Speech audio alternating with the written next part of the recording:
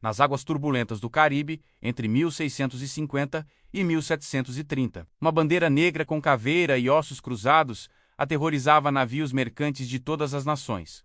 Era o símbolo da pirataria. E ver essa bandeira no horizonte significava uma escolha impossível: render-se e talvez viver, ou resistir e certamente morrer. Mas quem eram os homens que navegavam sob a bandeira negra? Assassinos sanguinários, sem remorso? Aventureiros românticos, buscando liberdade? Heróis rebeldes, lutando contra impérios opressores? A verdade, como sempre, é muito mais complexa, brutal e fascinante do que qualquer filme de Hollywood jamais mostrou. Hoje vamos embarcar em uma jornada para dentro de um navio pirata real da Era de Ouro da pirataria. Vamos descobrir como era realmente viver amontoado em um navio fedorento com 50 a 100 criminosos desesperados. Como era comer comida podre, infestada de vermes? Como era sobreviver a tempestades que podiam virar seu mundo de cabeça para baixo em segundos? Como era enfrentar a escolha entre forca ou vida de crime sem volta? Vamos conhecer as regras surpreendentemente democráticas que governavam esses navios.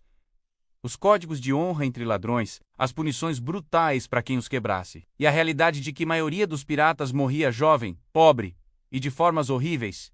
Esqueça tudo o que você viu em Piratas do Caribe. A verdade é muito mais suja, mais violenta, mais desesperada, mas também, estranhamente, mais humana. Prepare-se, porque estamos prestes a zarpar para uma das vidas mais perigosas, brutais e curiosamente libertadoras que um homem dos séculos 17 e 18 podia escolher. Içar a bandeira negra.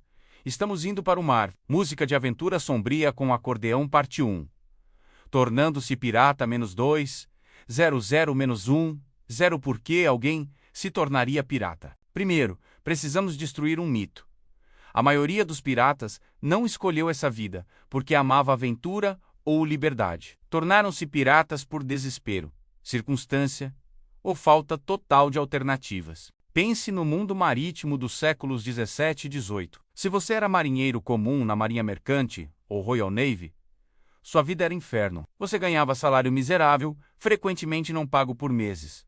Comida era podre, condições brutais. Capitães e oficiais te tratavam como lixo descartável. Chicoteamentos por infrações menores eram rotina. Doença matava mais marinheiros que batalhas. E pior, você podia ser impresso, sequestrado à força pela Marinha Britânica. Gangues de impressão invadiam tavernas portuárias, pegavam homens bêbados, que acordavam em navio já no mar. Sem escolha, sem salário, apenas servidão forçada, que podia durar anos. Agora imagine, seu navio é capturado por piratas. Eles oferecem escolha. Juntar-se a eles, compartilhar o saque igualmente, votar em decisões, ter voz, ou ser preso, possivelmente morto, certamente perder tudo. Para muitos marinheiros, não era escolha difícil. Pirataria oferecia liberdade relativa, dinheiro real e dignidade que marinha mercante nunca daria. Outros se tornavam piratas por vingança, marinheiros brutalizados por capitães sádicos, escravos fugitivos das plantações do Caribe, homens arruinados por dívidas. Todos encontravam no Mar Negro uma segunda chance, por mais breve e violenta que fosse. O Código Pirata. Mas aqui está algo que vai surpreender você. Navios piratas eram democracias. Democracias brutais, sim, mas mais democráticas que qualquer navio mercante ou naval da época. Quando você se juntava à tripulação pirata, assinava ou marcava com X ou C código do navio. Cada navio tinha seu próprio código, mas princípios eram similares. Esses documentos reais sobrevivem e são fascinantes. O Código de Bartholomew Roberts incluía: todo homem tem voto nas decisões importantes e igual direito a provisões. Se roubar da companhia, sua punição será marooning, compensação por ferimentos. 800 peças de 8 por membro perdido. Capitão e quartermaster recebem 2 partes do saque.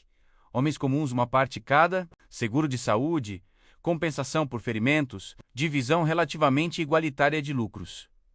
Votação democrática, regras contra roubo interno e violência entre tripulação. Navios piratas eram mais justos e democráticos que praticamente qualquer instituição da época. A anatomia de um navio pirata, um sloop típico, tinha talvez 20 a 25 metros de comprimento. Carregava tripulação de 50 a 100 homens e estava sempre superlotado. Imagine, 100 homens suados, vivendo em espaço menor que casa moderna de 2 quartos, por semanas. Às vezes meses. O cheiro era indescritível. No convés inferior, escuro, úmido, fétido, ficavam os canhões, suprimentos, e onde a maioria da tripulação dormia. Não havia cabines privadas para homens comuns. Você dormia onde encontrava espaço, em rede pendurada entre canhões, no chão duro, encostado, em barril. A vida pirata era trabalho constante. Navegar navio de madeira movido a vento exigia mão de obra incessante. 4 horas de serviço, 4 horas de descanso, 24 horas por dia, alguém estava trabalhando. Provisões em navio pirata eram horríveis. Não havia refrigeração. Comida apodrecia rapidamente no calor caribenho. Nos primeiros dias após saque, comida fresca, glória. Aproveitava porque não duraria. Após 2 semanas, sobrava apenas comida preservada. Carne salgada, tão salgada que queimava a garganta. Biscoitos do mar, hardtack, duros como pedra e infestados de gorgulhos. Pequenos besouros. Piratas desenvolviam técnica. Bater biscoito no convés para gorgulhos saírem, ou comer no escuro para não ver os vermes. Proteína extra, diziam brincando. Água armazenada em barris ficava verde e viscosa. Após semanas, cheirava podre, tinha gosto pior. Por isso o rum era tão importante. Ajudava a mascarar gosto de água estragada. Doenças. Os assassinos invisíveis. Doenças matavam mais piratas que batalhas e forcas combinadas. Escorbuto era flagelo do mar. Falta de vitamina C causava gengivas sangrando, dentes caindo, fraqueza extrema, eventualmente morte. Após 2 meses sem frutas frescas, escorbuto começava. Disenteria causava diarreia violenta e sangrenta.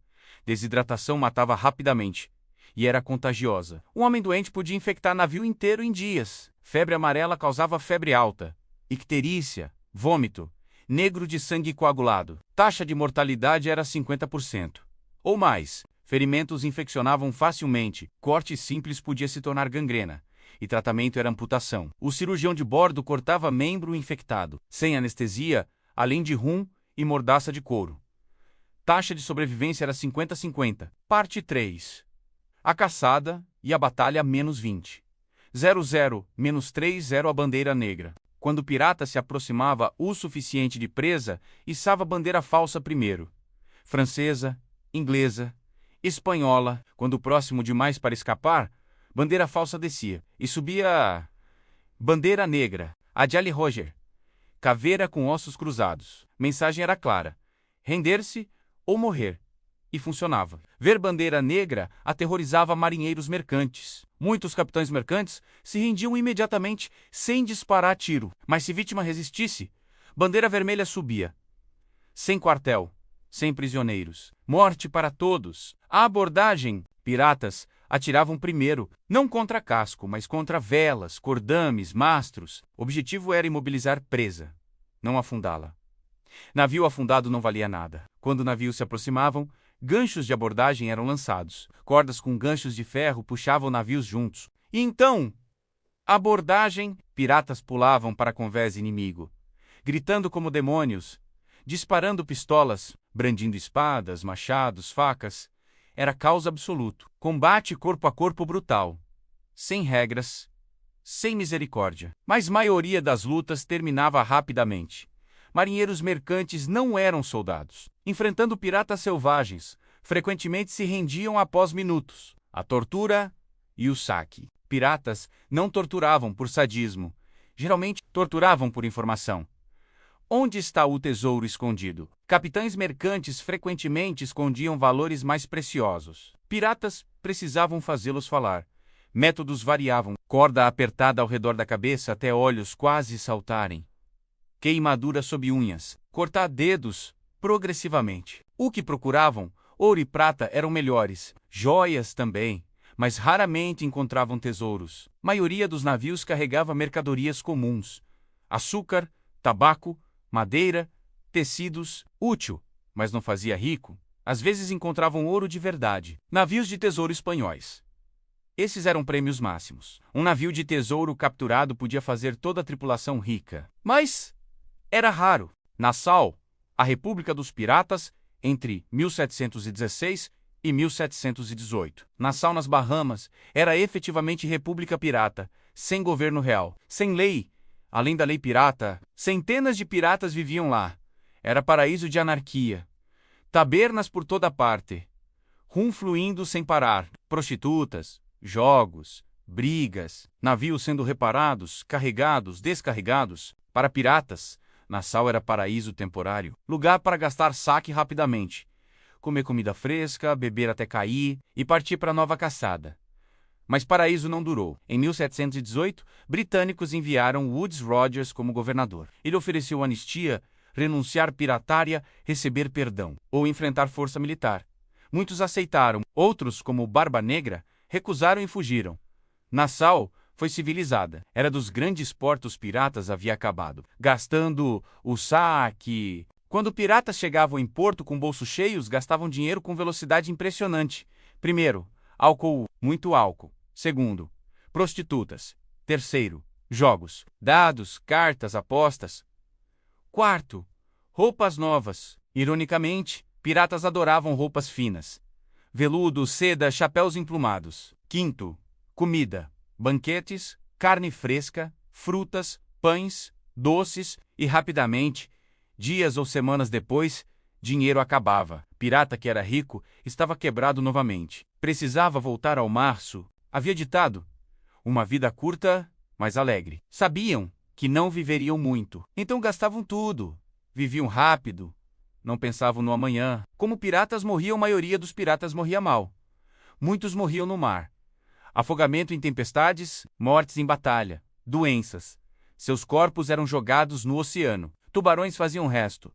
Alguns morriam em portos, assassinados em brigas bêbadas, mortos por doenças de prostitutas, envenenados por supostos amigos. Outros morriam de velhice, surpreendentemente. Piratas que aceitaram anistia pararam enquanto podiam. Eram minoria, mas existiram.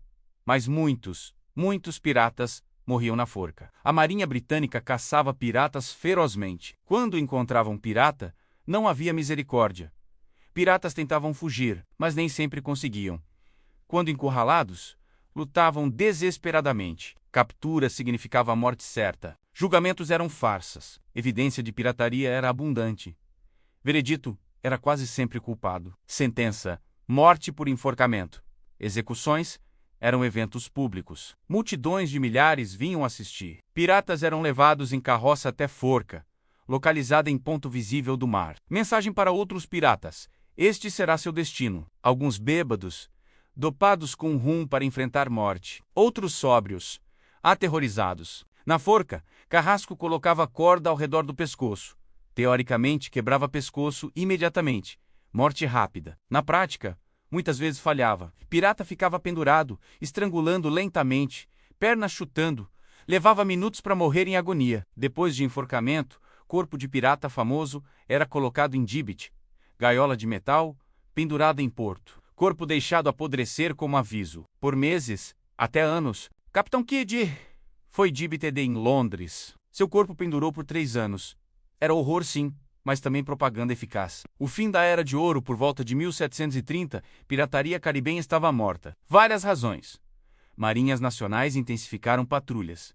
Portos piratas foram fechados. Anistias foram oferecidas.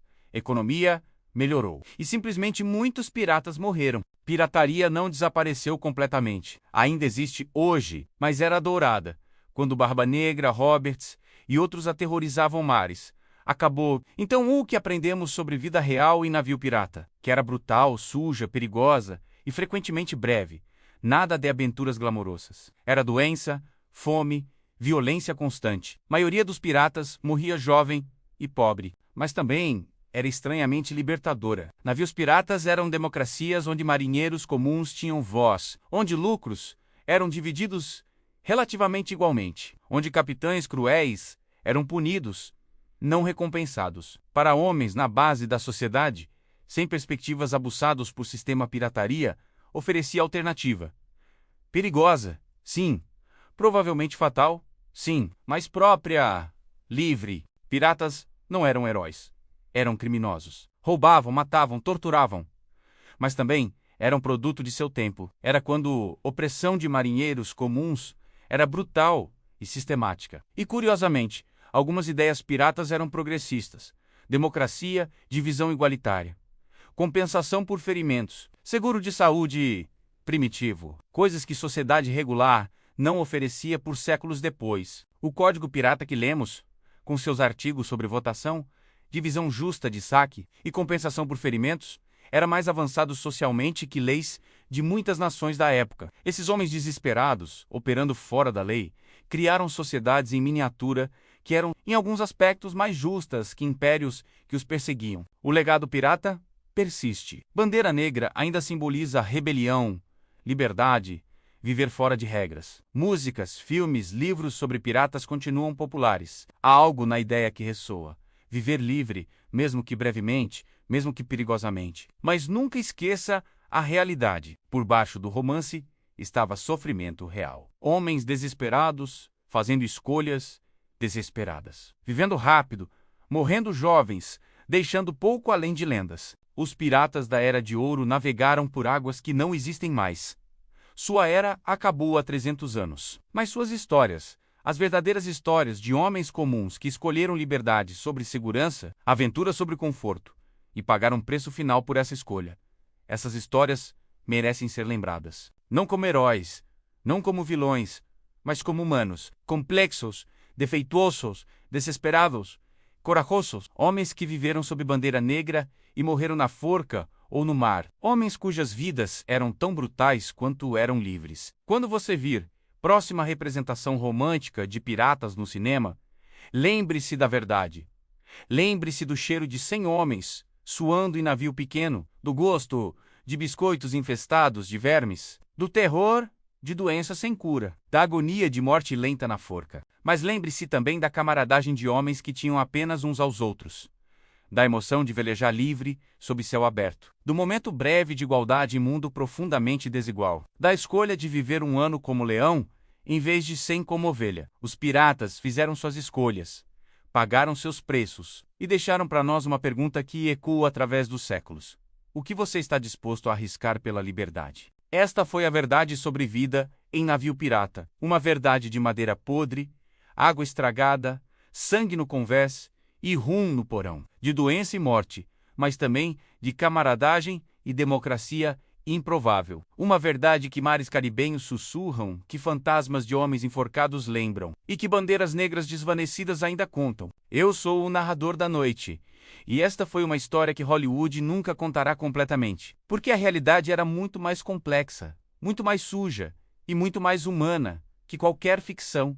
Que os ventos sejam favoráveis em sua próxima jornada. E se você algum dia avistar a bandeira negra no horizonte, lembre-se, por trás daquela caveira e ossos cruzados estavam homens, apenas homens, tentando sobreviver da única maneira que sabiam até nossa próxima jornada pelas águas esquecidas da história.